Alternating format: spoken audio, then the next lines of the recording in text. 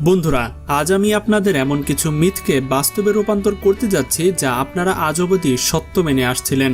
যেমন রাতে নখ কাটলে আমাদের খারাপ ভাগ্য হতে শুরু করে এবং কোনো গুরুত্বপূর্ণ কাজের আগে দই চিনি খাওয়া জরুরি।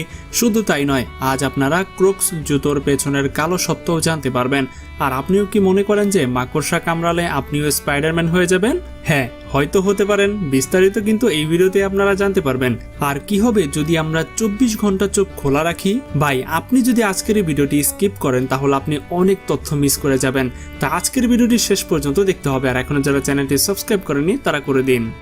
ক্রোক্স জুতার ডার্ক রিয়েলিটি। বন্ধুরা, আজকাল ক্রোক্স কতটা জনপ্রিয় হয়েছে তা হয়তো আপনারা সকলেই জানেন, কিন্তু আপনি কি জানেন যে ক্রোক্সের এই ডিজাইন কুমিরের মাথা থেকে কপি করা হয়েছে? আর শুধু ডিজাইনই নয়, এই ক্রোক্স ওয়ার্ল্ড এবং এই লোগোটিও কুমির থেকে অনুপ্রাণিত হয়ে তৈরি।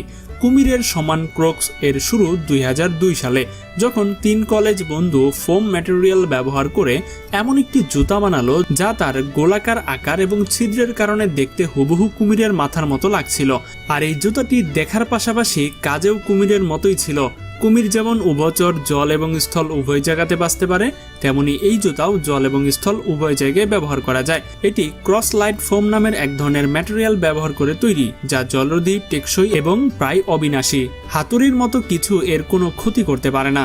আর কুমিরের চামড়াও অনেকটা এরকমই, এমনকি পানিতে কয়েকদিন ফেলে রাখলেও এর কোনো প্রভাব পড়বে না, কারণ এটি সহজেই পানিতে ভাসে এবং সাথে সাথেই শুকিয়ে যায়।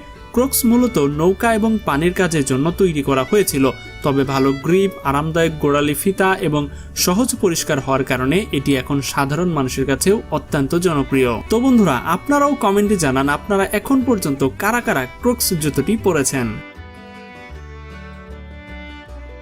বিশ্বযুদ্ধের সবচেয়ে সাহসী কুকুর স্ট্যাবি। 1917 সালে একটি বিপথগামী কুকুর হঠাৎ মার্কিন সামরিক শিবিরে চলে আসে। সে শিবিরের আশেপাশে ঘুরতে এবং কাউকে বিরক্ত করত না। সৈন্যরা তাকে সেখানেই থাকতে দিল। ধীরে ধীরে সে সৈন্যদের সাথে স্যালুট করত, মার্চ করত এবং এমনকি আক্রমণে প্রতিক্রিয়া দিতেও শিখে গেল। আর ছোট লেজের কারণে সৈন্যরা তার নাম রাখলেন স্ট্যাবি।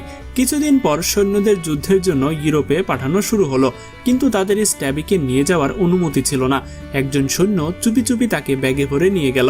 এরপর থেকেই স্ট্যাবির আসল গল্প শুরু হলো। প্রথমে তাকে সৈন্যদের মনোবল বাড়ানোর জন্য রাখা হয়েছিল, কিন্তু ধীরে ধীরে সে যুদ্ধের কৌশল শিখে গেল। সে রাতে শত্রু নাড়াচাড়া ধরে ফেলত এবং গ্যাস আক্রমণের আগেই সতর্ক করে দিত। একবার সে জার্মান সৈন্যদের ধরে ফেলে এবং তৎক্ষণাৎ ছাড়েনি যতক্ষণ না মার্কিন সৈন্যরা এসে তাদেরকে গ্রেফতার করে। যুদ্ধের পর স্ট্যাবি আহত সৈন্যদের খুঁজতে সাহায্য করত। পুরো সময় জুড়ে সে 70টির বেশি যুদ্ধে অংশগ্রহণ করে এবং শত শত সৈন্যদের প্রাণ বাঁচায়। অনেক পদক জিতে এবং অনেক আনুষ্ঠানিকভাবে সার্জেন্ট পদও তাকে দেওয়া হয়। 1926 সালে স্বাভাবিক কারণেই সে মারা যায়। ততক্ষণে সে ইতিহাসের সবচেয়ে সাহসী কুকুরদের একজন হয়ে গিয়েছিল। মাকড়সা কামড়ালে কি স্পাইডারম্যান হওয়া যায়? আপনি কি কখনো ভেবেছেন একটি মাকড়সা কামড়ালে আমরাও কি স্পাইডারম্যান হয়ে যাব? তা মোটেও কিন্তু না। কারণ একটি ক্ষতিকর মাকড়সা যেমন তেজস্ক্রিয় মাকড়সা কামড়ালে আপনার ডিএনএতে সমস্যা হতে পারে এবং এটি ভবিষ্যতের ক্যান্সারও ডেকে আনতে পারে। আর যদি সাধারণ মাকড়সা কামড়ায় তাহলে সামান্য লালচে ভাব এবং জ্বালা করবে। বেশি জ্বালা হলে বরফ লাগিয়ে ঘষতে পারেন। সংক্ষেপে, আপনি কখনোই স্পাইডারম্যান হতে পারবেন না। তাই ইচ্ছাকৃতভাবে কখনোই মাকড়সার কাছে গিয়ে বলবেন না, ভাই আমাকে একটা কামড় দে। তো এরকম আপনারা ছোটবেলায় কারা কারা করতেন সেটাও কমেন্টে জানাতে পারেন। অপটিক্যাল ইলিউশন ঘোড়াটি কোন দিকে যাচ্ছে? আপনারা এই ভিডিওতে একটি ঘোড়া দেখতে পাবেন। কেউ মনে করতে পারেন এটি সামনের দিকে যাচ্ছে, আবার কেউ মনে করতে পারেন এটি পেছনের দিকে যাচ্ছে। বাস্তবে এটি যেদিকে যাচ্ছে বলে আপনি দেখবেন সেদিকেই যাচ্ছে। ঘোড়ার রং গাঢ় হবার কারণে এটি উভয় দিকে যাচ্ছে বলে মনে হয়, কিন্তু বাস্তবে এটি একদিকেই যাচ্ছে। কোন দিকে তা কমেন্টে জানাতে পারেন। দেখি আপনারা কে কতটুকু বুঝতে পেরেছেন। প্রচলিত কিছু মিথের সত্যতা। আজ আমি আপনাদের কিছু মিথকে বাস্তবে রূপান্তর করতে যাচ্ছি যা আপনারা আজ অবধি সত্য মেনে আসছিলেন। প্রথমত, রাতে নখ কাটা। পুরনো সময় বিদ্যুৎ ছিল না, তাই অন্ধকারে নখ কাটলে আঘাত লাগার ঝুঁকি থাকতো। এখন এতে কোনো সমস্যা নেই। খাবারের পর পানি খাওয়া। খাবারের পর পানি খাওয়া সম্পূর্ণ নিরাপদ, এতে হজমের কোনো বড় ক্ষতি হয় না। দই চিনি। এটি আসলে একটি সৌভাগ্যের আচার। দই শক্তি এবং শীতলতা দেয় যা আত্মবিশ্বাস বাড়ায়। মৌমাছির ঝাঁক থেকে বাঁচা। আপনি যদি পানিতে লুকান, মৌমাছিরা বাইরে অপেক্ষা করবে যতক্ষণ না আপনি বের হন। তাই সবচেয়ে ভালো পদ্ধতি হচ্ছে পূর্ণ শক্তি দিয়ে দৌড়ানো এবং মৌমাছিকে বিরক্ত না করা। তো বন্ধুরা, ভিডিওগুলো ভালো লাগলে অবশ্যই এখনো যারা চ্যানেলটিতে সাবস্ক্রাইব করেননি এবং যারা এখনো ভিডিওতে একটা লাইক দেননি তারা দিয়ে দিন। ফিজেট স্পিনার কোথায় হারিয়ে গেল? 2017 সালে ফিজেট স্পিনার বিশ্বের সবচেয়ে জনপ্রিয় জিনিসগুলোর মধ্যে একটি হয়ে গিয়েছিল। এটি উদ্বেগ এবং চাপ দূর করার জন্য তৈরি করা হয়েছিল, কিন্তু এর কোনো প্রমাণ মেলেনি। কিছুদিনের মধ্যেই স্কুলগুলো এটিকে অনিরাপদ খেলনা বলে নিষিদ্ধ করে দেয় এবং কিছু শিক্ষকের অভিযোগ ছিল যে এটি পড়াশোনার মনোযোগ নষ্ট করে, তাই এটি ধীরে ধীরে বন্ধ হয়ে যায়।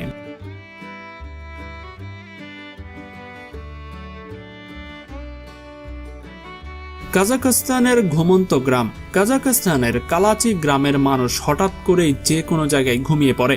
এই সমস্যার নাম দেওয়া হয়েছে স্লিপিং সিকনেস বা স্লিপি হোল। পুরনো ইউরেনিয়াম থেকে নির্গত কার্বন মনোঅক্সাইড এবং হাইড্রোকার্বনের মতো বিষাক্ত গ্যাস বাতাসে মিশে মানুষের মস্তিষ্কে প্রভাব ফেলে। তারা কয়েকদিন পর্যন্ত ঘুমিয়ে থাকে এবং কারো কারো স্মৃতিভ্রম, মাথা ব্যথা এবং দুর্বলতা দেখা দিতে পারে। সরকার অনেক লোককে সেখান থেকে সরিয়ে নিয়েছে।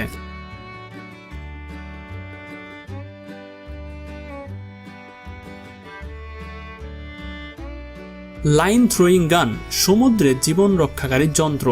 এই ছোট মেশিনটির নাম লাইন থ্রোয়িং গান বা রকেট লাইন থ্রোয়ার। এটি বড় জাহাজে রাখা বাধ্যতামূলক। এর ভেতরে একটি ছোট রকেট থাকে যা 1000 ফুট পর্যন্ত লম্বা দড়ি ছুঁড়তে পারে। দড়িটি কেভলার এবং নাইলন দিয়ে তৈরি, যা 200 কেজি পর্যন্ত ওজন টানতে পারে। ডুবে যাওয়া ব্যক্তি বা জাহাজ উদ্ধারে এটি অনেক কাজে আসে।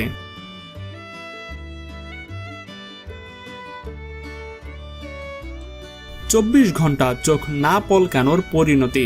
শুরুর 1 মিনিটে চোখে সামান্য শুষ্কতা এবং অস্বস্তি ভাব হবে। 5 মিনিটে পানি পড়া শুরু হবে এবং চোখ শুকিয়ে যাবে। 30 মিনিটে জ্বালা এবং লালচে ভাব শুরু হবে। 1 ঘন্টায় দৃষ্টি ঝাপসা হবে। 4 ঘন্টায় তীব্র ব্যথা এবং বিরক্তি বলে মনে হবে। তবে মানব শরীরের সর্বোচ্চ 1 ঘন্টা 9 মিনিট চোখ খোলা রাখতে পারে। এর বেশি চেষ্টা করলে চিরতরে দৃষ্টিশক্তি হারাতে পারেন। পয়েন্ট নিমো, পৃথিবীর সবচেয়ে নির্জন জায়গা। সমুদ্রে ভেসে বেড়ানোর সময় লাল পতাকা দেখলে বুঝবেন আপনি পয়েন্ট নিমোতে আছেন। এটি পৃথিবীর সবচেয়ে নির্জন জায়গা। এখানে হাঙ্গর বা দানবের ভয় নেই। ভয় হলো আপনি সম্পূর্ণ একা। সবচেয়ে কাছের মানুষ আপনার উপরে স্পেস স্টেশনের নভোচারী। নাসা এখানেই স্পেস জাঙ্ক ফেলে। সেখানে সবচেয়ে কাছের দ্বীপ 2700 কিলোমিটার দূরে। অলিম্পিক সাঁতারুর মতো গতিতে পৌঁছালেও কমপক্ষে 31 দিন সময় লাগবে। তো বন্ধুরা, এই ছিল মূলত আজকের ভিডিও। এরকম আরো মজার ভিডিও দেখতে ইন্ডিয়া স্ক্রিনে দেখানো 4টি ভিডিওর যে কোনো একটা আপনারা ক্লিক করে দেখে আসতে পারেন। আশা করি আজকের ভিডিওর মতো অনেক বেশি মজা পাবেন। আর এখনো যারা আমাদের চ্যানেলটি সাবস্ক্রাইব করেননি তারা করে দিন। দেখা হচ্ছে পরবর্তী পর্বে। আজকের মতো এখানেই বিদায়। আল্লাহ হাফেজ।